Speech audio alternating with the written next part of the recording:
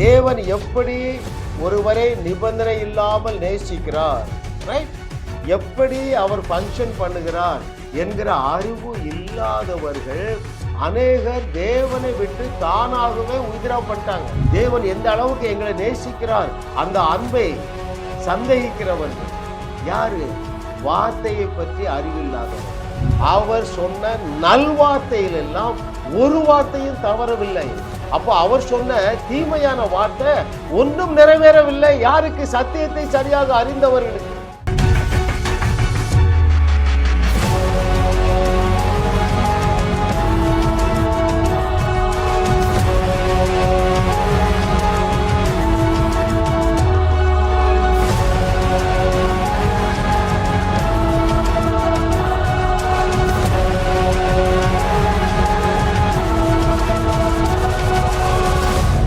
ஆபிரகாமுடைய மிகப்பெரிய ஆசீர்வாதங்களை சுதந்தரித்துக் கொள்ளும்படியாக தேவன் இந்த டிவைன் கனெக்ஷனை கொடுத்திருக்கிறாரு.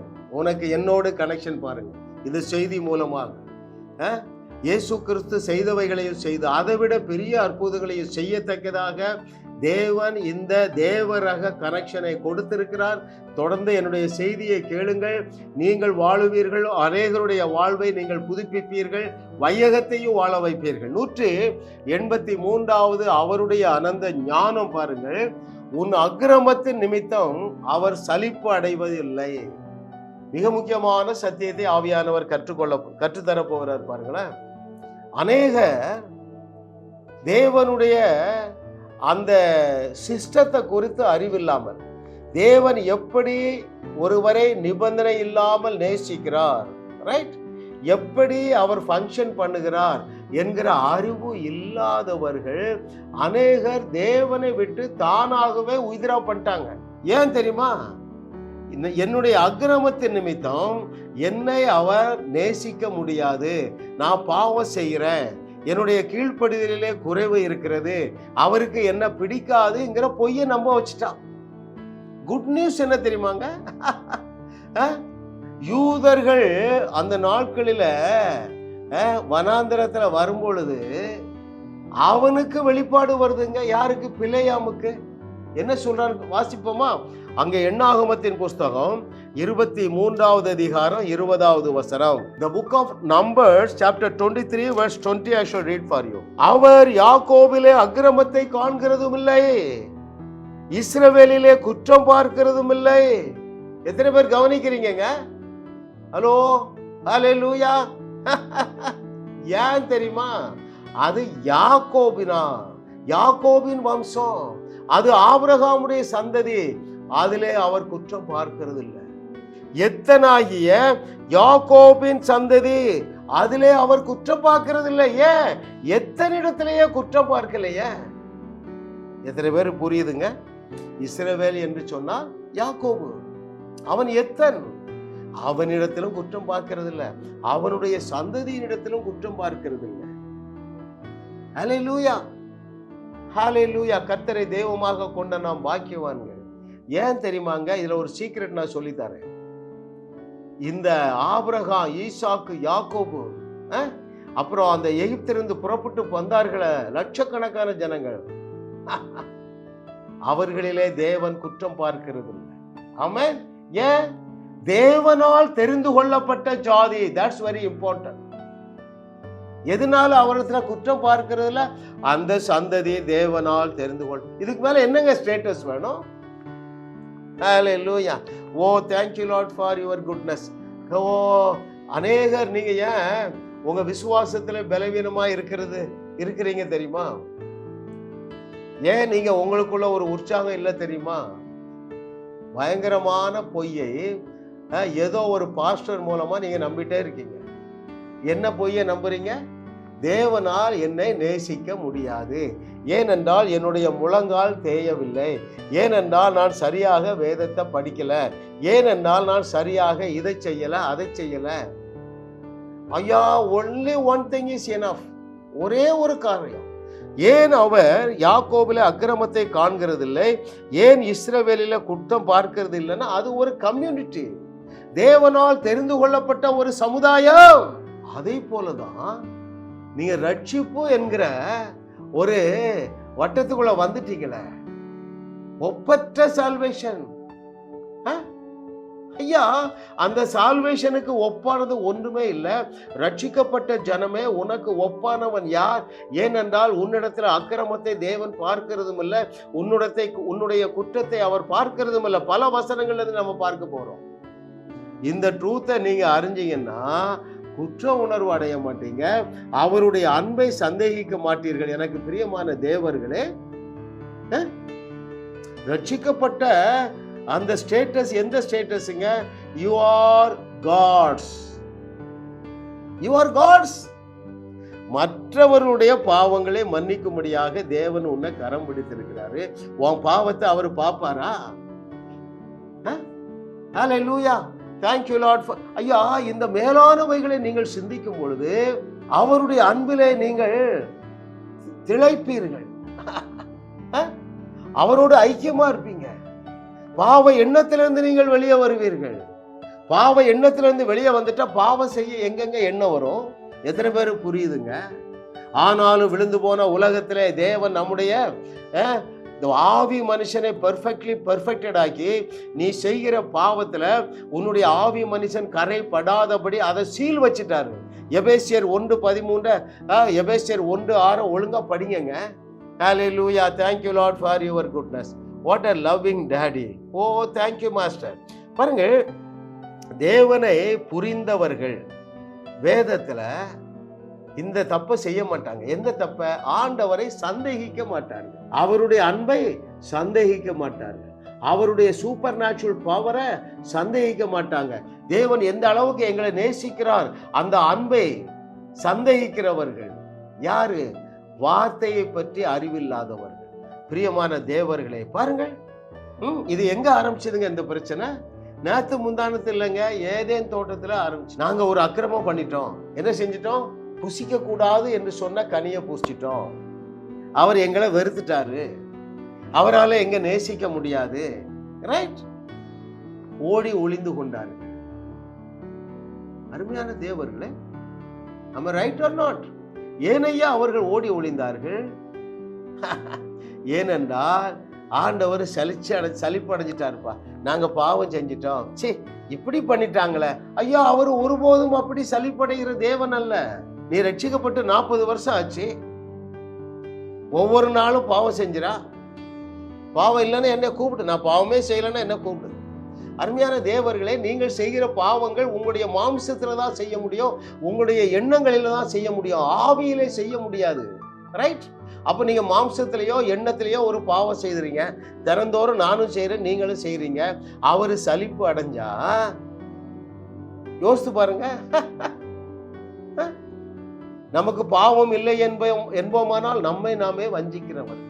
அப்போ நம்ம பாவம் செய்யாத நாளே இல்லை. ஒரு குட் நியூஸ் என்னன்னா, அவர் சலிப்படைகிறதே இல்லை. இன்னைக்கு தலைப்பு என்ன? உன் அக்கிரமத்தை நிமித்தம் அவர் சலிப்படையவில்லை. எனவே நீ அவரை விட்டு ஓடி போகாத, விசுவாசத்தை விட்டு விடாதே. உன்னை கரம் பிடித்தவர் உண்மையுள்ளவர், கடைசி வரைக்கும் உன்னை காக்க உனக்குள்ளே வாசம் பண்ணுகிறார். ஹல்லேலூயா, thank you Lord for your goodness. இதே தப்புதான் வனாந்தரத்துல 99.999% செஞ்சாங்க. என்ன செஞ்சாங்க? தேவனுடைய வார்த்தையை மதிக்கிறதே இல்லை, கன்சிடர் பண்றதே இல்லை. தேவன் என்ன சொல்லி அழைத்தார்? நீங்கள் கட்டாத பெரிய பட்டணங்கள், ஒவ்வொரு குடும்பத்திற்கும் நீங்கள் நிரப்பாத சகல வஸ்துக்களால் நிறைந்த வீடுகள், தோப்பு துறவு எல்லாம் ரெடிங்கிறாரு. உள்ள போகவே இல்லை. யாருக்கோ பேசுறாருப்பா. நீங்கள் சத்தியத்தை சரியாக அறிந்திருந்தால் இவங்க என்ன சொல்லியிருப்பாங்க? எப்பா, யோசுவாவோடு சேர்ந்திருப்பாங்கல்ல. அவர்கள் ராட்சதர்களா இருக்கட்டுப்பா, நம்ம தேவன் சொன்னவர் உண்மை உள்ள தேவன். இளைய குமாரனுக்கு இதே பிரச்சனை தாங்க, சலிப்படைஞ்சிட்டாங்க. போச்சு, எங்க அப்பாவால என்ன நேசிக்க முடியாது, நான் அவரை அவ்வளவு கேவலப்படுத்திட்டேன்னு இவனுக்கு கவலை. எங்க அப்பா சலிப்படைஞ்சிருப்பாங்க. நீங்க அப்படிதான் நினைக்கிறீங்க. உங்கள் அக்கிரமத்தை அவர் பார்க்கிற தேவன் அல்ல, அவர் சலிப்படையவே இல்லப்பா. நீ தான் பாவம் செஞ்சு சலிப்படைஞ்சு போயிருக்க. நான் இப்படி பண்ணிட்டேனே. ஐயா, இந்த சிந்தை உள்ளவர்கள் பாவத்திலிருந்து வெளியே வர முடியாது. எஸ், அவருடைய அன்பை சந்தேகிப்பது தான் அருமையானவர்களே, உங்களுடைய அவிசுவாசத்திற்கு முதல் அடையாளம், நம்முடைய முதல் பெற்றோரோடு சேர்ந்து கொள்ளாதீர்கள். அவர் மாறாத அன்புள்ள தேவன். அவருடைய அன்பு மாறுவதே இல்லைங்க. அது அகாப்பே லவ். எத்தனை வசனங்கள் அதை உறுதி செய்திருக்குது. அவர் ஏனையா சிலுவையிலே மரித்தார்? ஏன் மரிச்சாரு? அவருடைய அன்பு மாறாததுனாலதான் சிலுவையில மரிச்சாரு.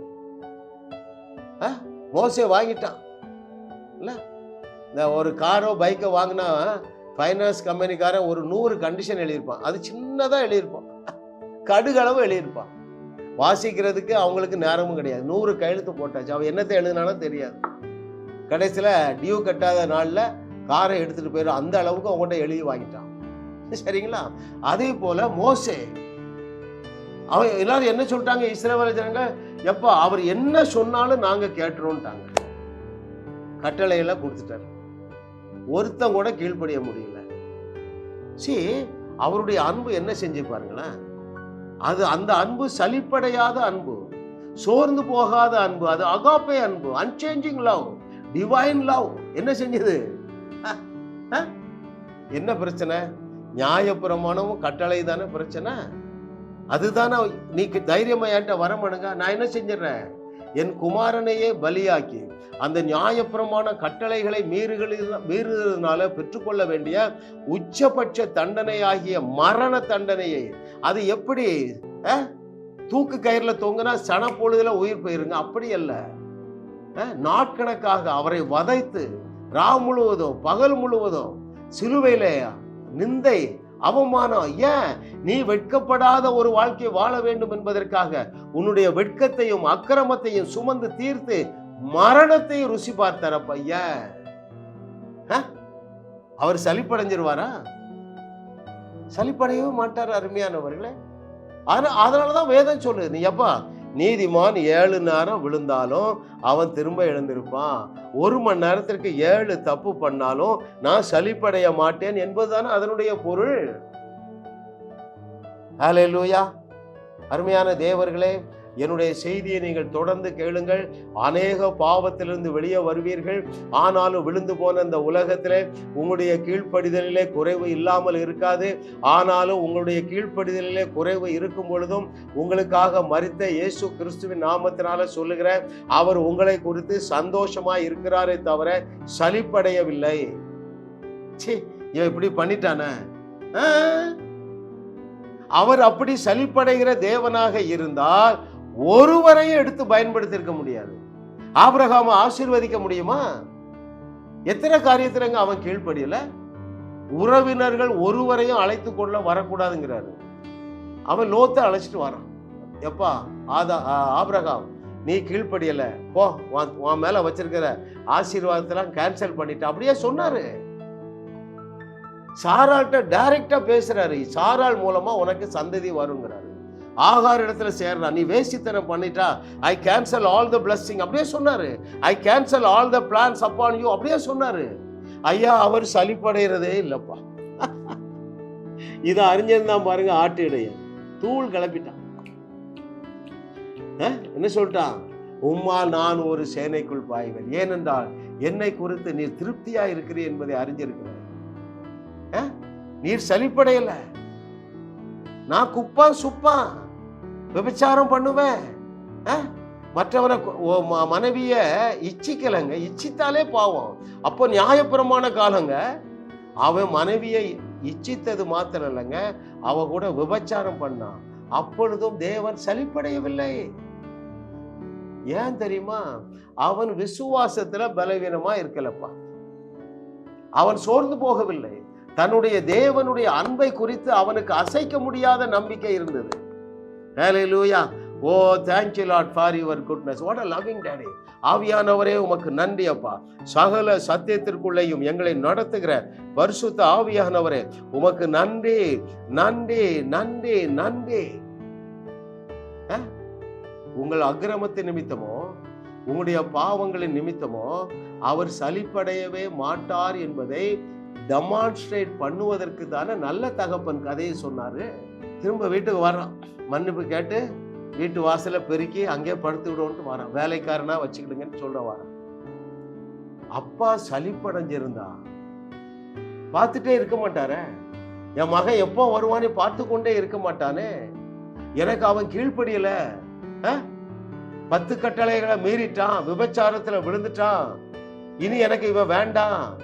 ஐயா, அவர் சலிப்படைந்து போகவே இல்லை என்பதை விளக்குவதற்கு தானே அந்த கதையே நரேட் பண்றாரு. எத்தனை பேர் புரியுது அருமையானவர்களே? ஹல்லேலூயா. ஓ thank you Lord for your goodness. ஆண்டவருடைய நேச்சர் என்ன தெரியுமாங்க? முதல் கொலை செய்தவன் யாரு? காயின். அவனுக்கே பாதுகாப்பு கொடுத்தவருங்க 7 பழி விழுன்னு சொன்னாரு. ஐயா, காயின் மீது அவருடைய அன்பு மாறவில்லை, இளைய குமாரன் மீது அவருடைய அன்பு மாறவில்லை. சொதப்பல் மன்னனாகிய தாவீதை குறித்து அவர் சலிப்படையவில்லை, பேதுருவை குறித்து சலிப்படையலைங்க. புதிய ஏற்பாட்டுல வாங்க, எல்லாத்தையும் கூட்டு மீன் பிடிக்க போயிட்டான். அவருடைய வார்த்தையை கண்டுக்கவே இல்லை. என்ன வார்த்தையை கண்டுக்கலையப்பா? நான் மரிப்பேன், 3ஆம் நாள்ல உயிரோடு எழும்பேன்னு பல முறை சொல்றாரு. ஒருத்தன் காதலையும் விழல, எல்லாத்தையும் மீன் பிடிக்க கூட்டு போயிட்டான். சரி, போறாரு இல்லையா? 3ஆம் நாள் உயிரோடு எழுந்து பேதுருவை தேடி போறாரு. அவன் நிர்வாணமா நின்று மீன் பிடிச்சிட்டு இருக்கான். உடனே அவருக்கு சலிப்பு வந்துட்டா? அவர் சோர்ந்து போனாரா? அவர் உற்சாகத்தை இழந்து போனாரா? எத்தனை பேர் கவனிக்கிறீங்க அருமையான தேவர்களே? ஹல்லேலூயா. கர்த்தர் நல்லவர், நல்லவர், நல்லவர், நல்லவர், நல்லவர். அவர் உன்னுடைய அக்கிரமத்தை குறித்து சலிப்படையாமல் அவர் உன்னை உயர்த்துவதற்காக இந்த செய்தியை கேட்கக்கூடிய வாய்ப்பையும் வாஞ்சையையும் தேவன் உனக்கு கிருபையாக தந்திருக்கிறார். கேள்வி என்ன தெரியுமா? நீ உதிரா பண்ணாம இருக்கிறியா? அதான் கேள்விங்க. ஐயோ, தேவனுக்கு என்ன பிடிக்காது, என்ன குறித்து அவர் சோர்வடைஞ்சிருப்பாரு, சலிப்படைஞ்சிருப்பாரு, வேண்டாம் சாமினி போனா அவர் கையை பிடிச்சு இழுக்க மாட்டாரு. எத்தனை பேர் புரியுதுங்க? ஆதாமும் ஏவாளையும் கரத்தை பிடித்து இழுக்கவில்லை, கெட்ட குமாரனுடைய கரத்தையும் பிடிச்சு இழுக்கலங்க. பன்றி மேய்க்க போறான் இல்லையா? ஓடி போய், டே நீ பன்றி மேய்க்க வேண்டாடா, நான் உன் மேல இன்னும் அன்பாதான் இருக்கிறேன், நான் உன்னை குறித்து சலிப்படையவில்லை என்று தகப்பன் போய் கூப்பிடல. அவன் வந்த பொழுதுதான் சொன்னான், நான் உன் மேல சந்தோஷமா தான்ப்பா இருக்கிறேன். Hallelujah. Oh, thank you Lord for your goodness. What a loving daddy. உங்களுக்கு ஒரு குட் நியூஸ் சொல்லட்டுமா? உங்களை பர்ஃபெக்டடா ஆக்கி என்ன செய்தார் பெருமா? அந்த கிருபை என்ன செய்து தெரியுமா? பாவம் பெறுகிற இடத்துல கிருபை பெறுவீங்க. வாசிக்கிறேன், அங்கே ரோமருக்கு எழுதின நிருபம் 5வது அதிகாரம் 20வது வசனம். According to Paul in the book of Romans chapter 5 verse 20, மேலும் மீறுதல் பெருகும்படிக்கு நியாயப்பிரமாணம் வந்தது, அப்படி இருந்தும் பாவம் பெருகின இடத்தில் கிருபை அதிகமாய் பெருகிற்று. ஹல்லேலூயா. 21வது வசனம், ரோமர் 5:21, ஆதலால் பாவம் மரணத்துக்கு ஏதுவாக ஆண்டு கொண்டது போல கிருபையானது நம்முடைய கர்த்தராகிய இயேசு கிறிஸ்துவின் மூலமாய் நீதியினாலே நித்திய ஜீவனுக்கு ஏதுவாக ஆண்டு கொண்டது, அப்பிக்கொண்டது, அணைத்து கொண்டது. பாவம் உன்னை பாதாளத்துக்கு இழுக்குதுப்பா. பாவம் பெருசா கிருபை பெருசா? அந்த சவால் தான் இந்த வசனம். கிருபை தான் பெருசுங்க. கிருபையும் சத்தியமும் நிறைந்தவராக வந்த இயேசு கிறிஸ்து தான் பெரியவர். அவர் உன்னுடைய பாவங்களை பார்க்கிற தேவன் அல்ல. அவர் யாருங்க? சுத்த கண்களையுடைய தேவன். உன்னுடைய மாம்சத்திலையும் உன்னுடைய எண்ணத்திலும் நீ செய்கிற பாவங்களை பார்க்கிற தேவர் அல்ல. உன்னுடைய ஆவி மனுஷனிலே நீ பர்ஃபெக்டடா இருக்கிறாயே, அதைத்தான் பார்க்கிறாரு. அதை குறித்து சந்தோஷமா இருக்கிறாரு. எனவே அவர் உன்னை குறித்து சலிப்படையல, உன்னை குறித்து சந்தோஷமா தான் இருக்கிறாருப்பா. இந்த வார்த்தையை ஏற்றுக்கொள்ளுகிறவர்கள் அவரை நம்ப முடியாத சூழ்நிலையிலும் நம்பி இருக்காங்க. காலேபு யோசுவாவும் சந்தேகப்பட நிறைய காரணம் இருக்கு இல்லையா? நியாயப்பிரமாணம் எல்லாம் கொடுத்துட்டாரு. எத்தனை காரியத்துல கீழ்ப்படிஞ்சிருப்பாங்க? வனாந்தரத்துல எத்தனை காரியத்துல கீழ்ப்படியாம இருந்திருப்பாங்க? காலேபு யோசுவாவுக்கு மட்டும் இந்த சந்தேகம் வந்திருந்துன்னு வைங்களேன், இந்த வார்த்தையை சொல்லி இருக்க மாட்டாங்க. எந்த வார்த்தைய? அவர் சொன்ன நல்வார்த்தையில் எல்லாம் ஒரு வார்த்தையும் தவறவில்லை. அப்போ அவர் சொன்ன தீமையான வார்த்தை ஒன்றும் நிறைவேறவில்லை. யாருக்கு? சத்தியத்தை சரியாக அறிந்தவர்களுக்கு. ஐயா, நீங்கள் பாருங்க, எழுத்து கொல்லுது. எழுத்தின்படி நீங்களும் நானும் நியாயம் தீர்க்கப்பட்டா ஒரு முடி கூட மிஞ்சாதுங்க இல்லையா? அவ்வளவு பனிஷ்மெண்ட் நமக்கு தரணும். கிருபையினாலே நியாய தீர்ப்பு அழகாக சொல்லுகிறார் பாருங்கள். பவுலுக்காக நான் ஆண்டவருக்கு நன்றி சொல்லுகிறேன் பாருங்கள். இன்னும் ரொம்ப இன்ட்ரெஸ்டிங்கா இருக்குங்க வேத வசனம். 19வது வசனத்தில், அது உங்களுக்கு 17வது வசனத்திலிருந்து வாசிக்கிறேன், சரிங்களா? ரோமர் 5வது அதிகாரம் 17வது வசனம்.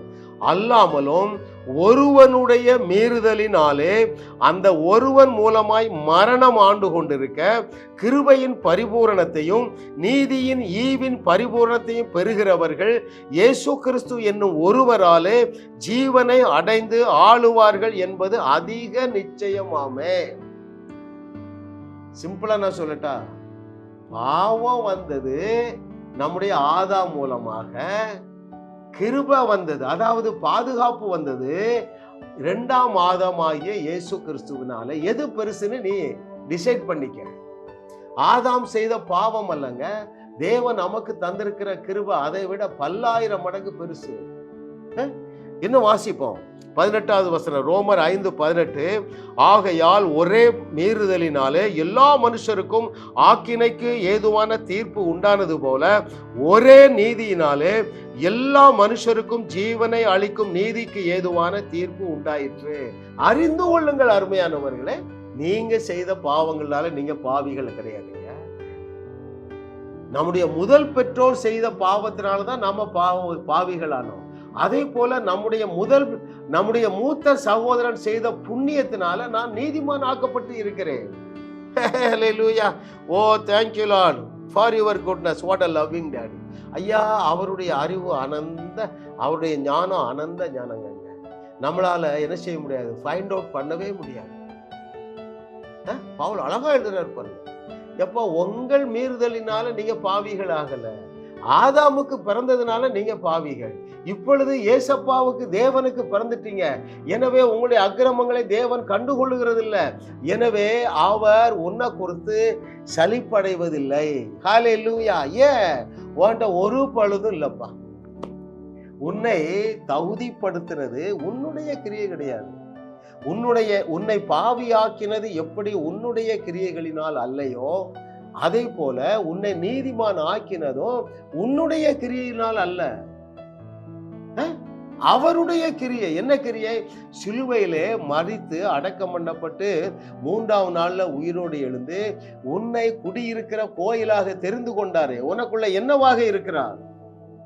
ஆகையினால் தான் நீ நீதிமான்பா. ஆகையினால் தான் அவர் சலிப்படையில. நீ எத்தனை நேரம் விழுறா? சில பாஸ்டர் பெரிய பக்திமான் மாதிரி பேசுவாங்க. உனக்கு பாவம் இல்லைன்னு சொன்னீன்னா, நான் இத்தனாம் தேதி ஒரு பாவமும் செய்யவில்லை என்று நீ சொன்னா, உன்னை போல வஞ்சிக்கப்பட்டவன் ஒருவனும் கிடையாதுன்னு வசனம் சொல்லுது. தனக்கு பாவம் இல்லை என்று சொல்லுவோமானால் நம்மை நாமே வஞ்சிக்கிறவளாக இருக்கிறோம். சத்தியம் நம்மிடத்துல இல்ல. சத்தியம் என்ன சொல்லுது? எப்பா, நீ செய்த கிரியைகளினால் அல்ல, இயேசு கிறிஸ்துவை நீ விசுவாசித்ததுனால உனக்குள்ளே அவர் தேவ நீதியாக இருக்கிறார். உனக்குள்ளே அவர் எப்படி இருக்கிறாரு? தேவ பரிசுத்தமாக இருக்கிறார். 1 கொரிந்தியர் 1:31. ஆகையினால்தான்ப்பா அவர் சலிப்படைகிறதே இல்லை. உன் நீதி எல்லாம் அழுக்கு கந்தலையும் உனக்கு தெரியும், உங்க அப்பாவுக்கு தெரியும். ஏன் அவர் உன்னை குறித்து சலிப்படையல தெரியுமா? உன்னுடைய நீதி எல்லாம் விசுவாசத்தினாலே வந்தது. அது நீ ரட்சிக்கப்பட்ட பொழுதே வந்துட்டு. அப்படி என்றால் என்ன பொருள்? ஐயா, அந்த சால்வேஷன் தாங்க, அந்த ஜோசை இருப்பாருங்க, அதுதான் மிகப்பெரிய பேக்கேஜ். அந்த பேக்கேஜுக்குள்ள நீ முற்றிலுமாக உன்னை தகுதியாக்கும்படியாக இயேசுவையே உனக்குள்ள தகுதியாக வச்சு விட்டார். எனவே உங்களை அழைத்த உங்கள் தேவன் உங்களை குறித்து சந்தோஷமா இருக்காருப்பா. நீனும் உங்களை குறித்து சந்தோஷமா இரு, சலிப்படையாது. ஐயோ, என்னால இன்னும் 1 மணி நேரம் ஜெபம் பண்ண முடியலையே, என்னால உபவாசம் பண்ண முடியலையே, குப்பையை இதெல்லாம் தூர போடுங்க. ஜெபம் என்றால் என்னவென்று தெரிந்து செய்யுங்கள். என்னுடைய தேவைகளுக்காக நான் ஜெபிப்பதே இல்லைங்க, அதிகமா தன்னால வந்துருதுங்க. ஏன் தெரியுமா? ஜெபம் செய்ய சிறந்த வழியை கற்றுக்கொண்டேன். நீங்க என்ன ஜெபம் செய்யணும்னு நினைக்கிறீங்க? காலையில எழுந்து 1 மணி நேரம் நான் தலைகளை நின்னா போதும், பத்தாது. இடைவிடாமல் ஜெபம் செய்ய வேண்டும். நீங்கள் அந்நிய பாஷை பேசுறது ஜெபம், தேவனை பற்றி சிந்திப்பது ஜெபம், வழிகளில் எல்லாம் அவரை நினைத்து கொள்ளுவது ஜெபம், என்னுடைய பிரசங்கத்தை கேட்பது ஜெபம். அதான் the connection. The relationship is the prayer. Hallelujah. சோர்ந்து போகாதீங்க. உங்கள் தகப்பன் உங்களை குறித்து சோர்ந்து போகலங்க, நீங்களும் சோர்ந்து போகாதீர்கள். அது அவசியம் இல்லை. அந்த நியாயப்பிரமாண காலத்துல அந்த பாலாக்குக்கு அந்த வெளிச்சம் வந்ததுன்னா, சிலுவைக்கு முன்பதாகவே அந்த வெளிச்சம். இஸ்ரவேலிலே அவர் குற்றம் பார்க்கிறது இல்லை, யாக்கோபிலே அவருடைய அக்கிரமத்தை காண்கிறது இல்லை. அப்போ இன்னைக்கு என்ன தலைப்போ, உன் அக்கிரமத்தை கண்டு அவர் சலிப்படையவில்லை, அல்லது உன்னுடைய அக்கிரமத்தினாலே அவர் சலிப்படையவில்லை. அவரை சலிப்படைய வைக்கவே முடியாதுங்க. அவ்வளவு பேரும் ஒருத்தரும் நீதிமான் கிடையாதுன்னு அவர் தானே சர்டிபிகேட் கொடுத்தாரு. இந்த நாள்ல உங்களுக்கு ஒரு பிரகாசம் உள்ள மனக்கண்கள் உண்டாவதாக. பிதாவே உமக்கு நன்றி அப்பா. நீர் எங்களை குறித்து திருப்தியாக இருக்கிறதற்காக நன்றி. ஏனென்றால் உம்முடைய சால்வேஷன் அவ்வளவு விலையேற பெற்றது, உம்முடைய கிருபை அவ்வளவு ஒப்பற்றது. அந்த கிருபையினால எங்களுக்கு நாங்கள் பெற்ற அந்த ரட்சிப்பு விலையேற பெற்றது என்பதை என்னுடைய பிள்ளைகள் அறிந்து கொள்ளுவார்களாக. இவர்கள் உம்மை குறித்து சந்தோஷமாய் இருப்பார்களாக. இவர்கள் உற்சாகம் அடைவார்களாக, விசுவாசத்தில் பெருகுவார்களாக. இவர்கள் பெருகி இயேசு கிறிஸ்து செய்தவைகளையும் செய்து அதைவிட மிகப்பெரிய அற்புதங்களை செய்து இவர்களும் வாழுவார்களாக, வையகத்தையும் வாழ வைப்பார்களாக. இயேசுவின் நாமத்தில் பிதாவே, ஆமென், ஆமென். ஜாஸ் மினிஸ்ட்ரிஸ் செய்திகள் மூலமாக நீங்கள் ஆசீர்வதிக்கப்பட்டிருக்கிறீர்கள். நீங்கள் இந்த ஊழியத்தோடு கைகோர்க்கும்படியாக உங்களை அழைக்கிறோம். நீங்கள் காணிக்கை விதைக்கக்கூடிய நல்ல நிலமாக ஜாஸ் மினிஸ்ட்ரிஸ் இருக்கிறது. விசுவாசத்தோடு உற்சாகமாக பெருக விதையுங்கள். தேவன் உங்களை 1000 மடங்கு பெருக செய்வார். வாரந்தோறும் சென்னை முகப்பேரில் நடைபெறும் கிங்ஸ் அண்ட் குயின்ஸ் அசெம்பிளி ஞாயிறு ஆராதனைக்கு அன்புடன் அழைக்கிறோம். சத்தியத்தை சரியாக அறிந்து வெற்றி வாழ்க்கை வாழுவீர்கள். சென்னையில் உள்ள உங்கள் நண்பர்கள் உறவினர்களையும் 3 மாதங்கள் தொடர்ந்து வரும்படியாக உற்சாகப்படுத்துங்கள். முற்றிலும் ஜெயமான வாழ்க்கை வாழுவார்கள். உங்களையும் வாழ வைத்து உங்கள் மூலம் உலகத்தையும் வாழ வைக்கவே தேவன் எங்களை கிருபையாக அழைத்துள்ளார். விடுதலை பெறவும் சுகத்தை அனுபவிக்கவும் தொலைபேசியில் எங்களோடு தொடர்பு கொள்ளுங்கள். ஜாஸ் மினிஸ்ட்ரிஸ் யூடியூப் சேனலில் தொடர்ந்து செய்திகளை கேளுங்கள். சப்ஸ்கிரைப் செய்யுங்கள். வீடியோக்களை லைக் செய்து பலரோடும் பகிர்ந்து கொள்ளுங்கள். அவர்களும் ஆசீர்வதிக்கப்படட்டும்.